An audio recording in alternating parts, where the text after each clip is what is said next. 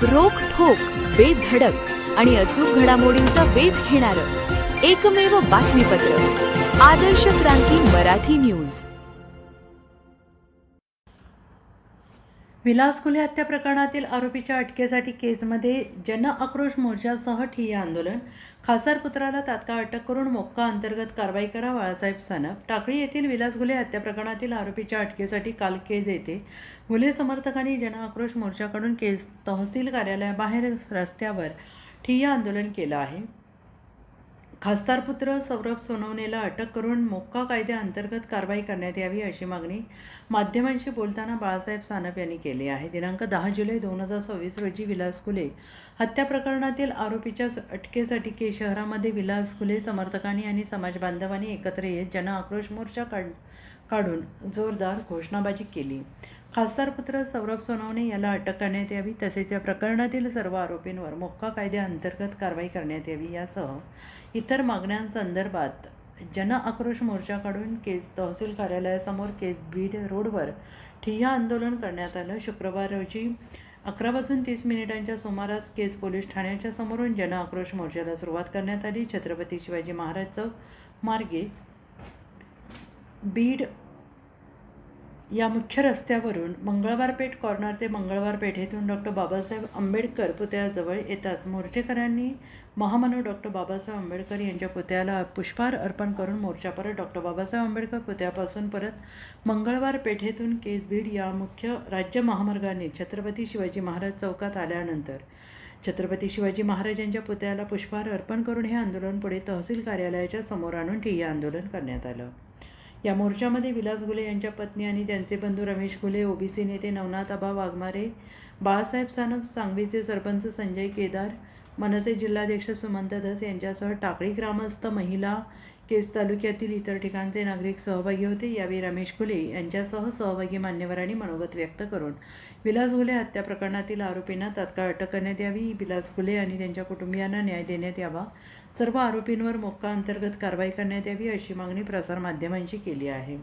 आणि या मोर्चादरम्यान कुठलाही अनुचित प्रकार घडू नये यासाठी पोलीस प्रशासनाकडून केज शहरात मोठा तगडा पोलीस बंदोबस्त तैनात करण्यात आला होता। तसेच CCTV कॅमेरे असलेल्या पोलीस व्हॅन, आरोग्य विभागाने रुग्णवाहिका देखील छत्रपती शिवाजी महाराज चौकात तैनात करण्यात आली होती। आंदोलनकर्त्यांच्या मागणीचे निवेदन केज तहसीलचे नायब तहसीलदार अशोक भंडारे यांनी स्वीकारले। आज कुठलीला केसमध्ये मोर्चा आहे। येणाऱ्या काळामध्ये प्रत्येक तालुक्यात मोर्चे होतील, जिल्ह्यात होईल। येणाऱ्या काळात थोड्या दिवसामध्ये बीड जिल्ह्याचा एक व्यापक मोर्चा 4-5 लोक घेऊन तो मोर्चा होईल। पण जर विलास खुलेला न्याय मिळत नसेल तर ही खऱ्या अर्थाने शासनाची आणि गव्हर्नमेंटची चूक आहे। माझी एकच राज्याच्या मुख्यमंत्र्याला विनंती आहे की तुम्ही कुठल्याही परिस्थितीमध्ये या केसकडे लक्ष दिलं पाहिजे। आपण काही केसकडे लक्ष देत आणि काही केसकडे लक्ष देत नाहीत असं चालणार नाही। परंतु विलास खुलेला न्याय दिल्याशिवाय आता आम्ही पण स्वस्थ बसणार नाही। पुढचं पाऊल काय असेल, इशारा काय असेल? नाही, 18 दिवसापासून त्याला न्याय मिळत नाही, त्यांना त्यांच्यावर मोका लागला पाहिजे। जे कोण आरोपी राहिलेत, जे खासदार पुत्र त्यांचे जे चिरंजीव आहेत, त्यांचं सुद्धा जे मयत झाले त्यांचे सख्खे भाऊ त्या ॲम्ब्युलन्समध्ये येत असताना त्यांनी सुद्धा सांगितलंय की मला माझ्या भावाने सांगितलंय की खासदार पुत्राच्या पोराने असं करायला सांगितलं। अशा प्रकारची घटना घडल्यावर सुद्धा शासन दुर्लक्ष करत आहे। सरकारला विनंती आहे याच्याकडे लक्ष द्या। ज्या पद्धतीने जातीवाद तुम्ही म्हणता, काही लोक म्हणतात, पण ज्यावेळी देशमुखाचा खून झाला त्यावेळी आम्ही सुद्धा सांगितलं होतं जे कोणी आरोपी असतील त्यांना तात्काळ अटक केलं पाहिजे। ही त्या काळाची सुद्धा आमची भूमिका आहे। त्यामुळं ह्या कुटुंबाला सुद्धा न्याय मिळाला पाहिजे आणि विलास खुले जोपर्यंत त्याला न्याय मिळत नाही तोपर्यंत महाराष्ट्रामध्ये आंदोलन चालू होतील। आता तर सुरुवात आहे, येणारा वेळ बघा काय काय होतंय। यानंतर काय आंदोलनाची दिशा राहील? यापेक्षा मोठं व्यापक आंदोलन? बीडला एक जिल्ह्याचा मोर्चा काढू होता, त्या मोर्चामध्ये 6-7 लोक असतील आणि 100% असतील। एका दिवसात हा मोर्चाचं नियोजन केलेलं आहे। केज तालुक्यातलं 1 दिवसाचं आहे आणि आता एक अल्टिमेट देऊन करू शासनाला। त्या काळात जर नाही झालं तर 100% रस्त्यावरची लढाई लढू आणि राज्याच्या मुख्यमंत्र्यांना परत आवाहन करतो की या केसकडं गांभीर्याने लक्ष द्या। ज्याला जे कोणी आरोपी असतील त्याला शिक्षा मिळाली पाहिजे, त्याला फाशी मिळाली पाहिजे, त्याच्यावर मोका लागला पाहिजे आणि उर्वरित राहिलेले आरोपी आहेत त्यांना गुन्ह्यात घेतलं पाहिजे ही आमची मागणी। थँक्यू। सरकारी दवाखाना केज येथे पूर्ण माझा भाऊ शुद्धीत होता. तो चालत स्कूटीवर बसून दवाखान्यामध्ये जी घटना स्पॉटला झाली ती सगळी घटना मला त्यांनी सांगितली आहे आणि मी ती पुरवणी जबाबामध्ये नमूद केलेली आहे. आणि जी घटनास्थळी जे साक्षीदार आहेत ते स्वतः त्या ठिकाणी त्यांनी पण पुरवणी जबाबामध्ये जी घटनास्थळी झालेली चर्चा असेल किंवा त्यांनी जी हल्ला केला ती सगळी आम्ही प्रशासनाला कोर्टाद्वारे पण दिली आणि पुरवणी जबाबात पण दिलेली आहे. माझी प्रशासनाला एवढीच विनंती आहे की पुरवणी जबाबाप्रमाणे तात्काळ कारवाई करून राहिलेले आरोपी अटक करावी. आणखी काय इतर माध्यमातून अंतर्गत कारवाई अंतर्गत कारवाई मी निवेदनामध्ये सगळं दिले. SIT मध्ये जे अधिकारी आम्ही जी नावं दिले होते ती आणि अद्याप त्याच्यावर कुठलीही कारवाई झाली नाही. संरक्षणाच्या मुद्द्यावर पण कुठलीही आणि कारवाई झालेली दिसत नाही. काय मांडले ते खुलून का सांगत नाही?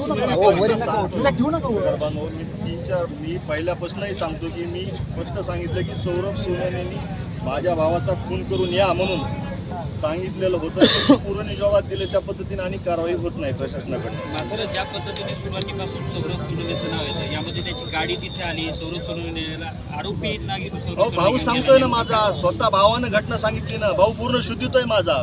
भाऊ सांगतोय की याने येऊन मारले, ह्यांनी सांगितलंय मारलं म्हणून. आणि बाकी लोकेशन हे ते काय गोष्टी स्वतः भावाने सगळं सांगितलंय ना. साक्षीदार सांगतायत कोर्टामध्ये पण.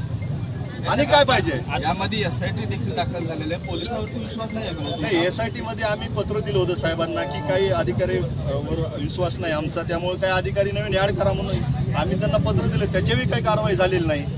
आज आता तुम्ही रस्त्यावर बसलाय, मोर्चा आता तुम्ही रस्त्यावर उभं केला, आता काय भूमिका आहे तुमची? आहे ना हेच पुरवणी जबाबाप्रमाणे त्या आरोपींना राहिलेला तात्काळ अटक करावी, यांच्या सर्वांवर मोकोका अंतर्गत कारवाई करावी. ही केस फास्ट ट्रॅक कोर्टामध्ये तात्काळ चालवावी ही आम्ही सरकारकडे आणि मुख्यमंत्र्यांकडे मागणी करतोय. आणि पूर्ण मी बाकीचे निवेदनामध्ये दिले हे निवेदन मी तुमच्याकडे सबूत करतो. आता पुढचं पाऊल काय? हेच प्रशासनाने तात्काळ अटक करावी राहिलेल्या आरोपींना. मी नाव घेऊन सांगितलंय, परत वारंवार मी सांगायला लागलोय. प्रशासनाने आमचा अंत पाहू नये, तात्काळ यांच्यावर कारवाई करावी. आता रस्त्यावर तुम्ही बसलात, कधीपर्यंत तुम्ही असं बसणार आहात? आम्हाला लेखी आश्वासन दिल्याशिवाय आम्ही इथून निवेदन देणार आहेत आणि निवेदन देऊन त्यांच्याकडनं लेखी घेतल्यानंतरच आम्ही इथनं. आरोपीला कोणी मदत करते का? 100% करतायत. यांनी आरोपी अटक करण्यासाठी यांनी कॉल करून सध्या त्यांना बोलून घेऊन अटक करायला सांगितलं की आम्हाला अडचणी वाढायला आहे म्हणून. याचे सध्या कॉल डिटेल सगळे चेक करा. मी वारंवार सांगायला लागलोय. कोण मदत करते आरोपी? हॅलो हेच आधार करतायत. लाईव्ह पाहिजे का?